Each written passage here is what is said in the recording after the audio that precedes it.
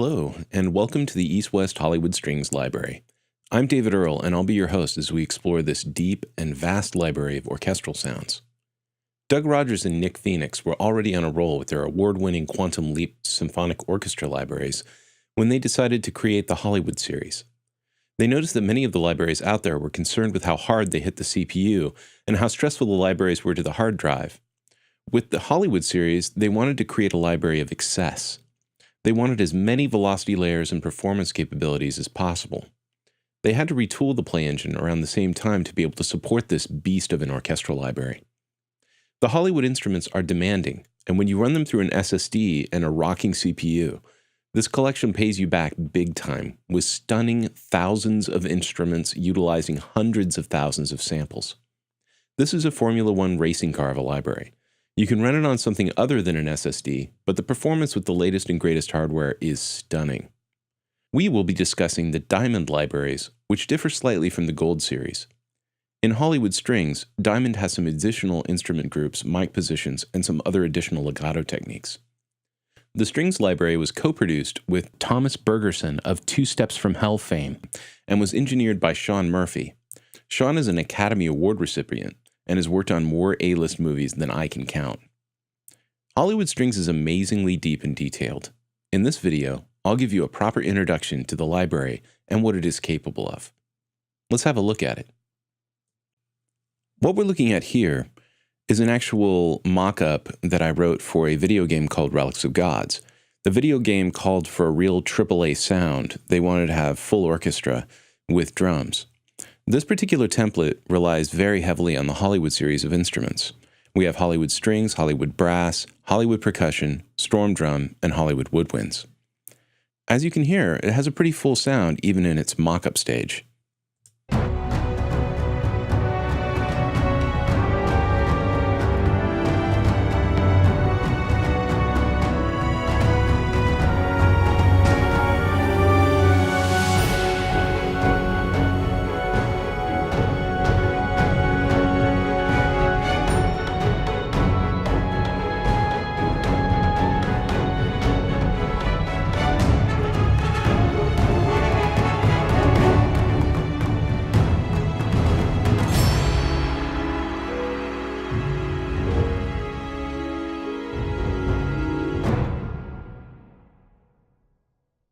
So like I said, I rely very, very heavily on these strings, and even though it sounds pretty good right now, when you get into some of the performance techniques that they have built into the play engine surrounding this library, you can make it sound amazing.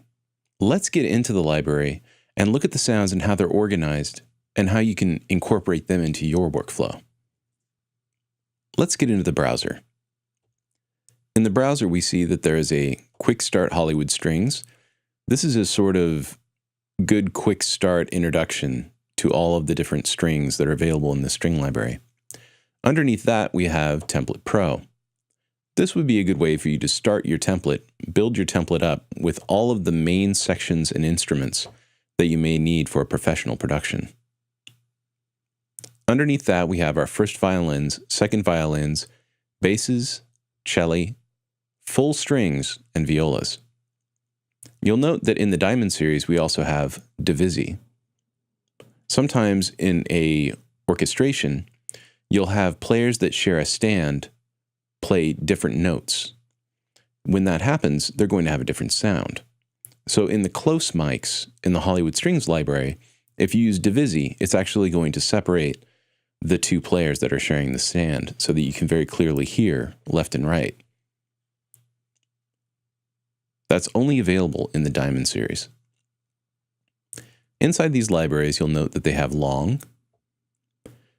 powerful system, short, tight, short, loose, effects, key switch, some legato types, and then legacy. Long are generally going to be your long sustained strings.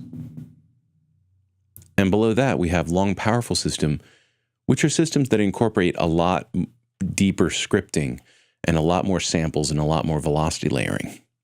So only use the long, powerful system if you're using an SSD and a very, very powerful CPU. When we look at the nomenclature of these things, It's important to look through the documentation and get very familiar with the nomenclature.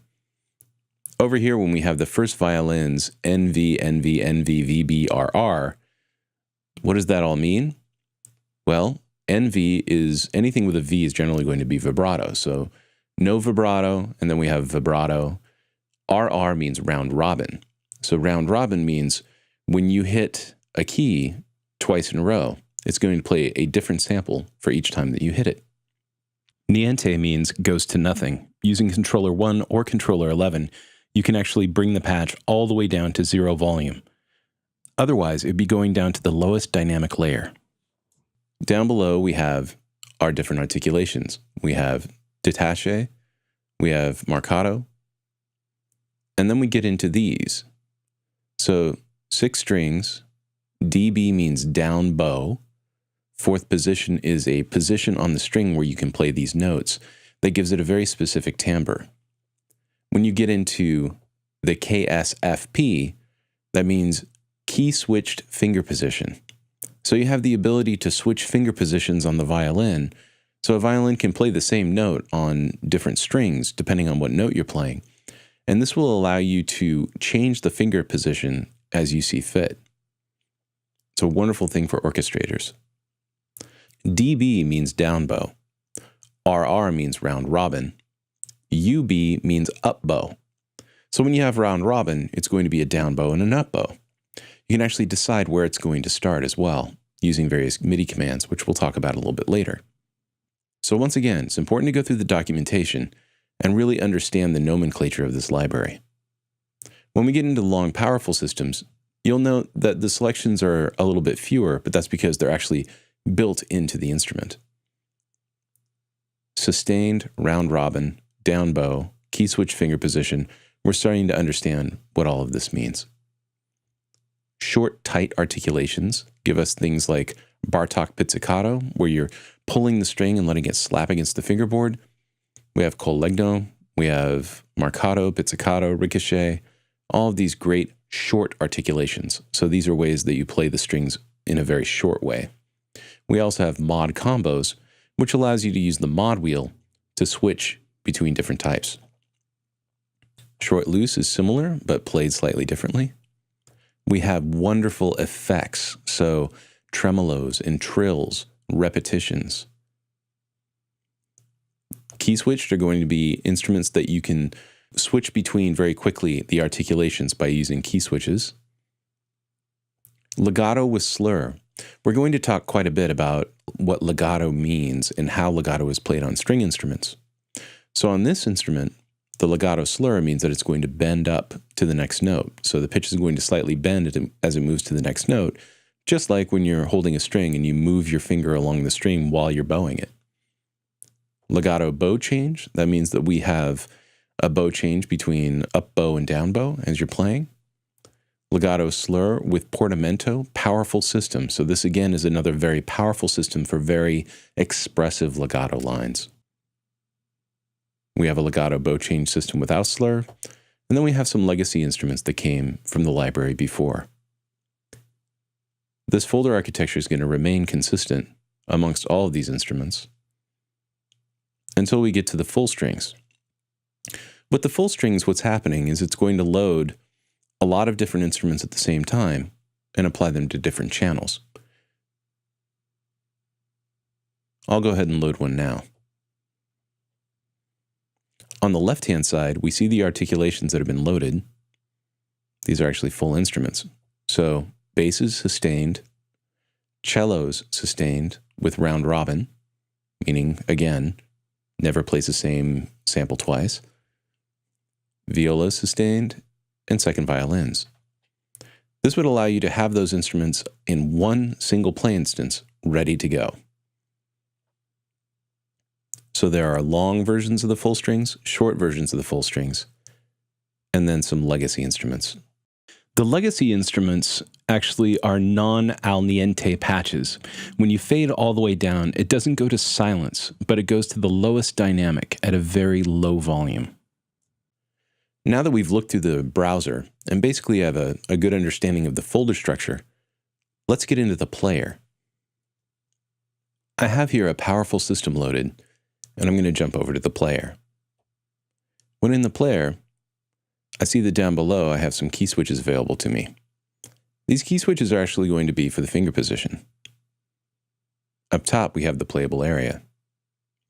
In the player up top on the left-hand side, we have our system settings: MIDI, port, channel, transpose, velocity minimum, velocity maximum, voice limit, and bit depth. Below that, we have a volume envelope. So this is our amp envelope for the entire instrument. We can adjust the volume curve: attack, hold, decay, sustain, release. Most of the instruments sound very, very good as is, but if you want to go for some weird effect, you can go in and you can alter this envelope if you want to get some additional attack to a string.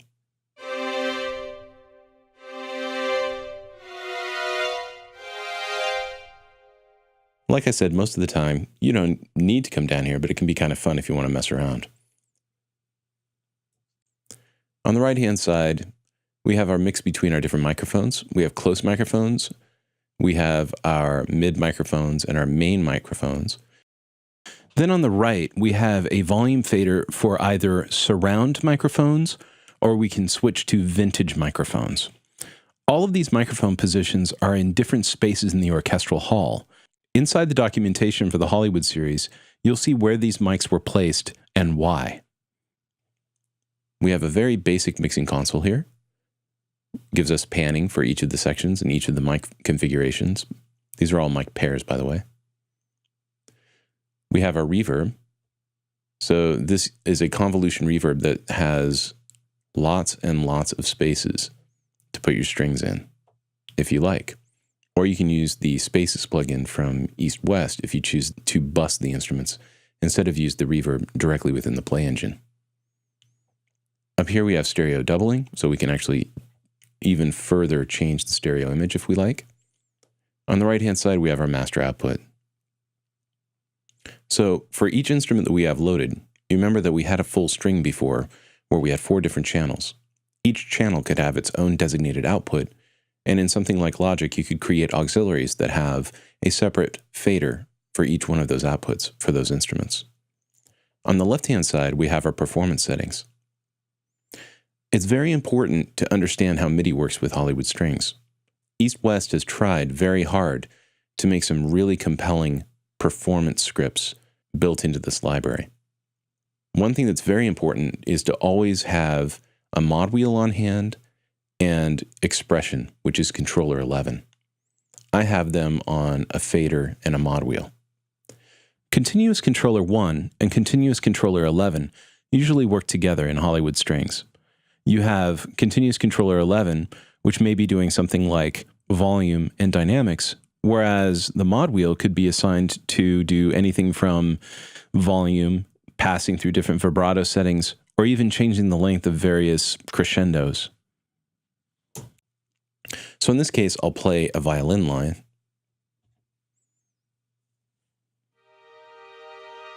I'm slowly increasing expression.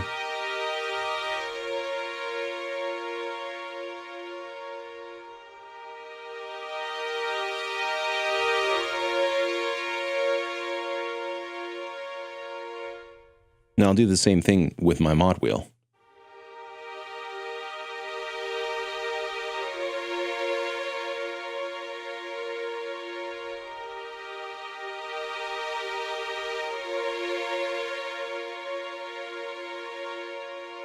And you can hear how the tone changes, right? It's very important to understand the difference between using your mod wheel and using expression. And then, in addition, you could go in and do volume automation within your DAW if you need to. But oftentimes, I try to rely as much on this MIDI control as possible. Really good orchestrators know that playing a note on a different string on a violin can give you a very different tone, timbre, and emotional mood.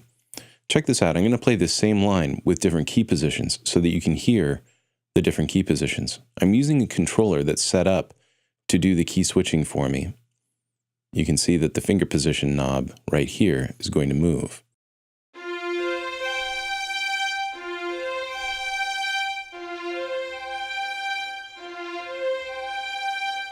So you can hear as we change the finger position, it actually changes the warmth of the string.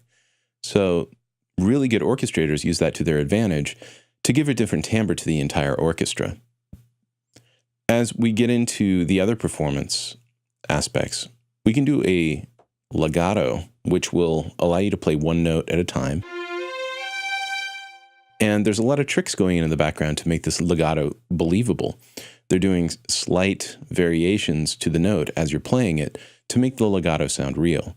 There are instruments in the library that are made to be legato and do something called true legato, where it's going to assess how you're playing and play a really good legato based on how you're playing. But this legato allows you to take any instrument and essentially turn it on and off. You have the ability to switch that using MIDI controllers as well. We have portamento, which is going to allow a slide between notes.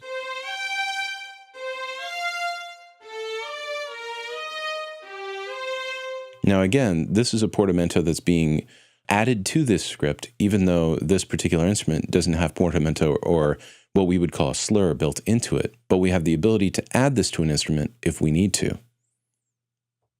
Repetition. What repetition does, remember when I talked about round robin? This creates a round robin effect by adding variation to the actual note. So it sounds like it's not playing the same sample over and over again, but they're actually doing that within the script, changing tuning and changing timbre to make it sound believable. Round robin reset is used for round robin instruments when you have them start always the same way. We have con sordino, which is a mute effect. This can also be turned on and off by MIDI command, and it basically means with mute. So the performance options on any instrument are wonderful, but what I'd like to show you now are some of the instruments where the heavy scripting is actually built into these powerful systems and how that works. So let's listen to some of these instruments. First, all together.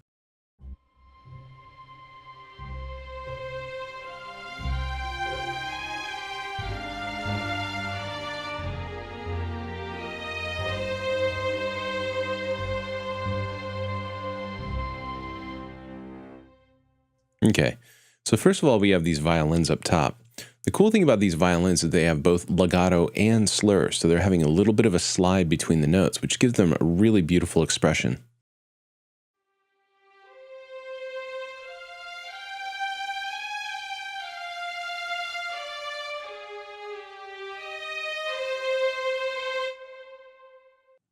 So you see here the expression settings that are being used, and that's controlling both the dynamics of the instrument, and it's also fading down to nothing if we bring our expression all the way down to 0.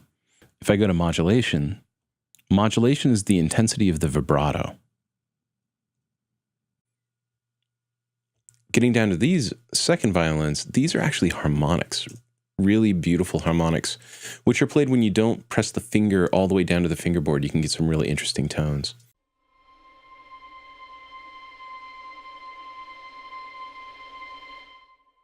There's a lot of extended techniques in this library, and it really pays to explore them all. Here's some pizzicato strings.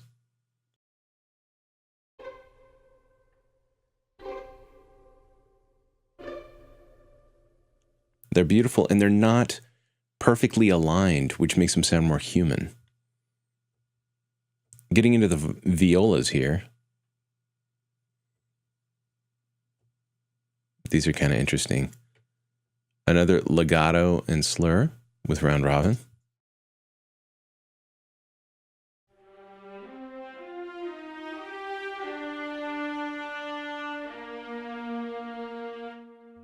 And then we get into the cello here.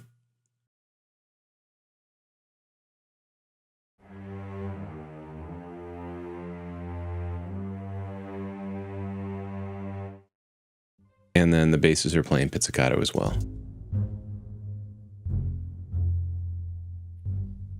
And then giving them all a very different sound.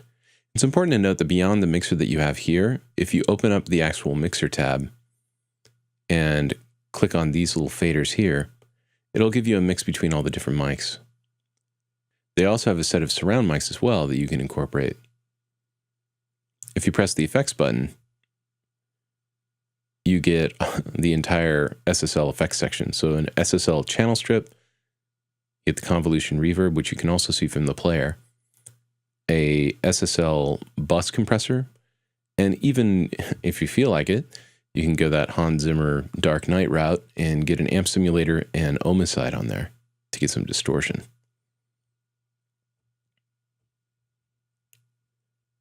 So it's important to use both the expression and the mod wheel to get things to happen, but there are other MIDI controllers that you can use as well.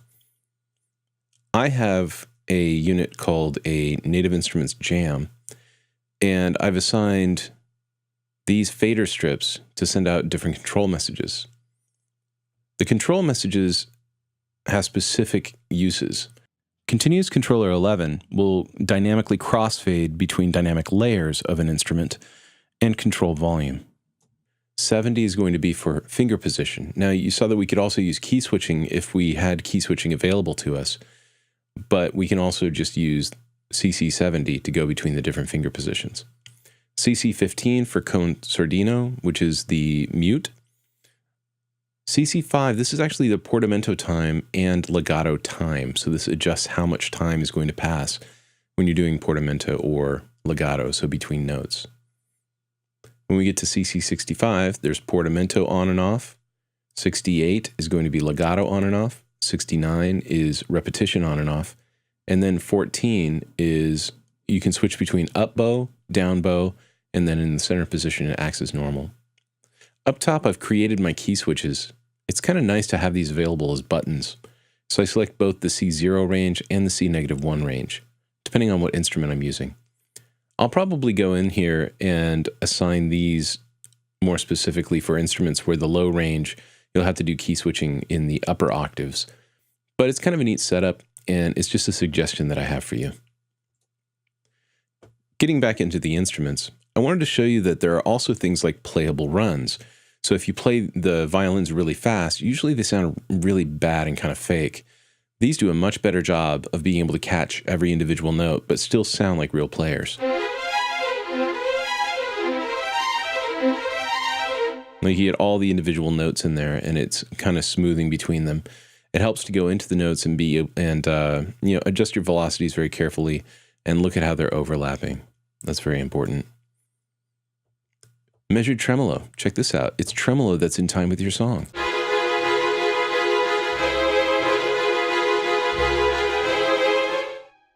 Good stuff. Sul ponticello.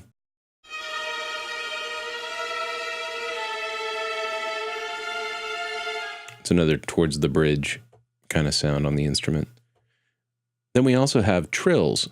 Cellos doing trills, half tone and whole tone, key switched.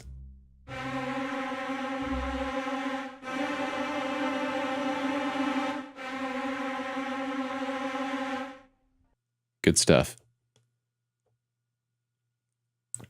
Down here we have basses doing a staccato line.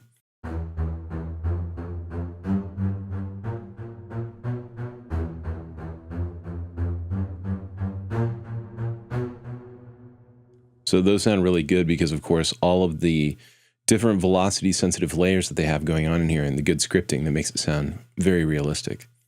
So the Hollywood Strings library is insanely deep, and I highly suggest that you go through all the documentation and check it out. What I'd like to do now is play you some examples of what this library can do, and I'll see you our next time around. Take care. Ciao.